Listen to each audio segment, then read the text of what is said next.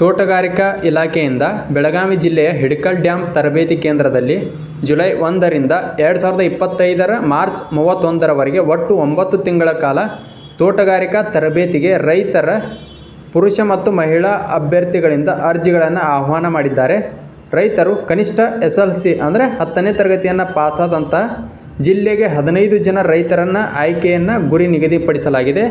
ಅರ್ಜಿಯ ಜೊತೆಗೆ ಉತ್ತಾರ್, ಹಿಡುವಳಿ, ದೃಢೀಕರಣ ಪತ್ರ, SLC ಅಂಕಪಟ್ಟಿ ಆಗಿರ್ಬೋದು, ದೃಢೀಕರಣ ನಕಲು ಪ್ರತಿ ಆಗಿರ್ಬೋದು, ಪರಿಶಿಷ್ಟ ಜಾತಿ ಅಭ್ಯರ್ಥಿಗಳು ಜಾತಿ ಪ್ರಮಾಣ ಪತ್ರವನ್ನು ತರಬೇಕಾಗಿರ್ತೈತಿ. ಅದೇ ರೀತಿ ಸಾಮಾನ್ಯ ಅಭ್ಯರ್ಥಿಗಳು ₹30, ಪರಿಶಿಷ್ಟ ಜಾತಿ ಮತ್ತು ಪರಿಶಿಷ್ಟ ಪಂಗಡದ ಅಭ್ಯರ್ಥಿಗಳು ₹15 ಪೋಸ್ಟಲ್ ಆರ್ಡರ್ ಅಥವಾ ಅಕೌಂಟ್ ರಹಿತ DDT ಮೂಲಕ ಸಲ್ಲಿಸಬೇಕಾಗಿರ್ತೈತಿ. ಮೇ 22ರಿಂದ ಅರ್ಜಿ ನೀಡಲಾಗುತ್ತಿದೆ. ಅರ್ಜಿಯನ್ನು ಜೂನ್ 3 ಸಂಜೆ 5:30 ಸಲ್ಲಿಸಬೇಕಾಗಿ ವಿನಂತಿ. ಇದು ರೈತರ ಮಕ್ಕಳಿಗೂ ಕೂಡ ಇಲ್ಲಿ